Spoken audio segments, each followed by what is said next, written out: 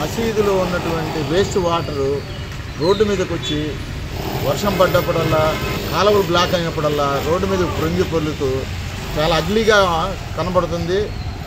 నడవాలంటే చాలా రోత అనిపిస్తుంది. ఈ బురదలోంచి మేము పడలేకపోతున్నాము. దోమల బెడద కూడా ఎక్కువగా ఉంది. ఈ చిన్నపిల్లలకి అంటురోగాలు కూడా వచ్చే అవకాశం ఉంది. దయచేసి మున్సిపాలిటీ వాళ్ళు ఈ మున్సిపల్ హై స్కూల్ పిల్లలందరూ రోజు ఇటువైపు నుంచి వెళ్ళే పిల్లలు కనీసం 100 నుంచి 150 మంది దాకా ఉంటారు. ఈ రోడ్డు మెయిన్ రోడ్డుకి మార్కెట్ రోడ్డుకి వెళ్ళే కనెక్షన్ రోడ్డు. అందువల్ల అసలు జనాలు దారుణంగా నడవాల్సిన పరిస్థితిలో ఉంది.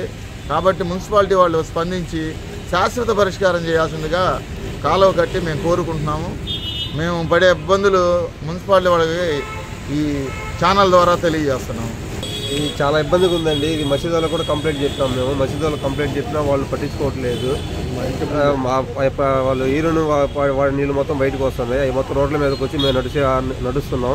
ఇక్కడ నుంచోవాలన్నా ట్రాఫిక్ బండ్లు చిందులు వచ్చి మా మీద పడుతున్నాయి. పిల్లలకు జ్వరాలు వస్తున్నాయండి ఇళ్ళల్లో కూడా. దాని దయించి మీరు కొద్దిగా దాన్ని పరిష్కారం చేస్తే బాగుంటుందని కోరుతున్నామండి.